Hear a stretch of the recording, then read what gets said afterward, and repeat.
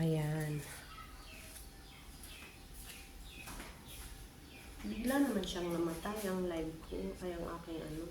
So, nilagyan natin ng ganito guys para hindi siya dumikit kasi ito yung kakambal niya. So, antayin na lang natin yan guys na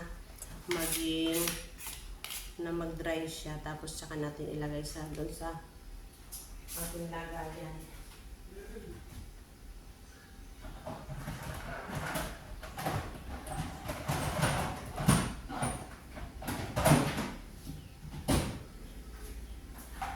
So, may mga ganito ako guys para lagayan lang talaga ng mga gulay.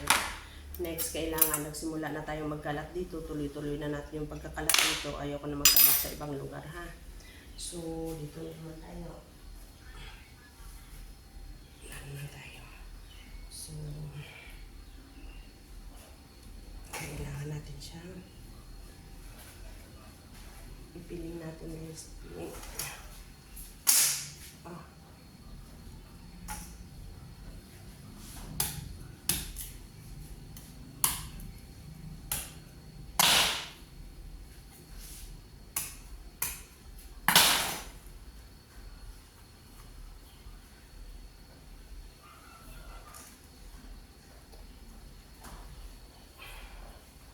Parang nahihirapan ko.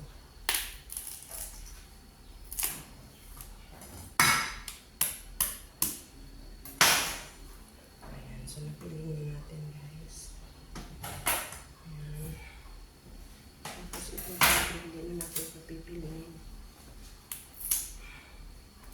Gagataan natin yan, babalatan natin, tapos hiwain natin, tapos lulutuin natin. Tapos kakain kami sa labas ng mga aking mga hipag. Diba? May banding na kami ngayong araw na ito. Sabay-sabay kami kumain. Ayan, sabay. Kambal. Maganda yan guys, yung hindi masyadong hinog kapag nilalagyan natin nilalagyan natin ng lata para hindi siya nalalagsak at hindi siya maasim. Kasi pag sobrang hinog guys, naku, ayaw ko yun maasim. Maasim talaga siya.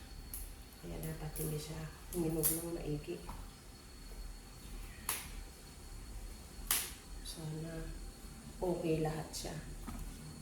Diba? So, medyo dami na yan guys. Pinipili ko rin lang naman yung medyo mahinog talaga. At medyo matamis na siya. Lang yata yan.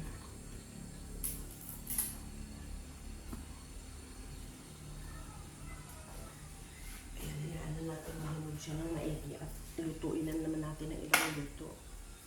So, wala na siya, hindi na siya natulog. Pero hayaan muna natin siya na manatili dito guys.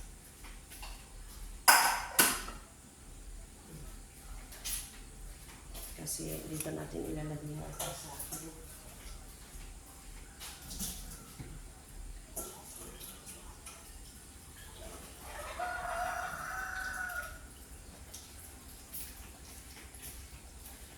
Diba? Sobrang gamit na gamit talaga yan. O, diba? Masarap yung saging. Walang tanga. Diba? Kaya gagataan ko siya. Hiwain ng pagganito. Ayan. Tapos, saka ko siya gagataan ngayon. Diba? Sa pakaramdam. Tapos, banding time. Sa labas kami kakain. Tapos, coffee time. Ay, bawal pala sa akin ang coffee. Ay, coffee. Si coffee hindi bawal.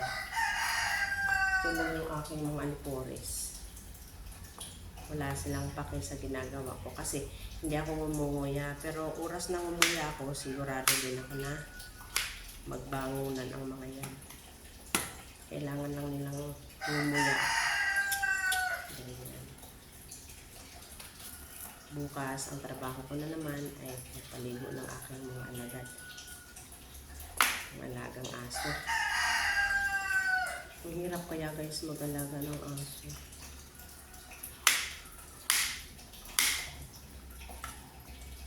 Bakit ko ginaganito? Para yung ano, ma-absorb yung aking absorb ng gata. Tapos konting sugar para masarap yung aming kainan. Nai-imagine ko na naman kung paano kami masaya sa labas.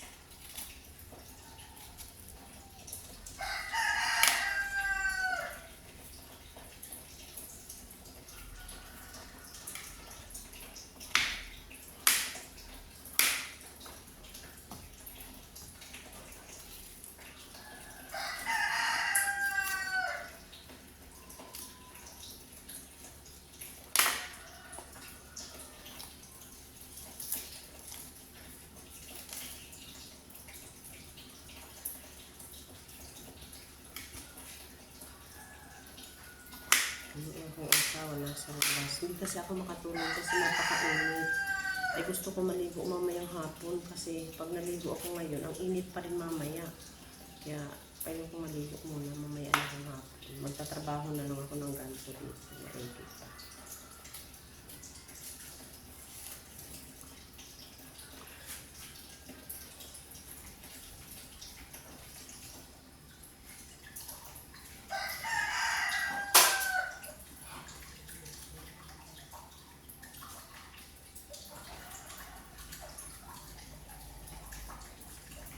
Kakatso pa yung kainan ni boss.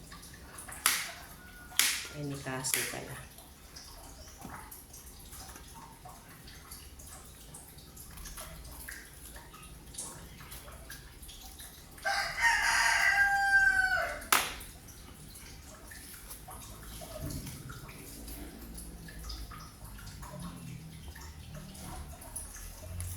Saging na sa bato siya, pero kakaibang saging na sa bato. Hindi siya matagal siyang mahinog, matagal siyang magulang kaysa sa normal na saging sa bato. Hindi ko alam kung ano siya.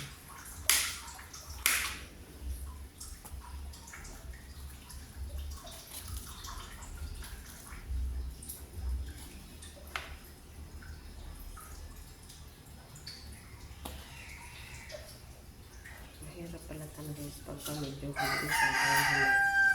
Pero mas gusto ko nga yung ganito.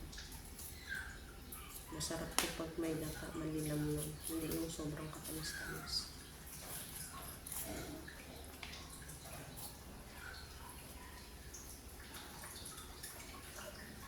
May lakad pa ako mamaya. Ay, sorry naman. Hindi na natin ito hugasan ha. Pwede na yan. Kasi sabi naman yun. Malinis naman yung kamay ko. Kailang hugas na mula nung magkita tayo dito.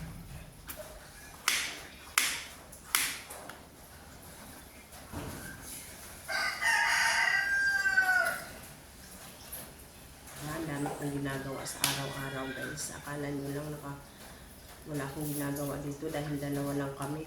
Napakarami kong ginagawa. Hindi pa nga ako nangangalahati sa trabaho ko ngayon eh. Magmamap pa ako, magtitiklo pa ako. Ang dami-dami pa nun. Kala nyo lang yun.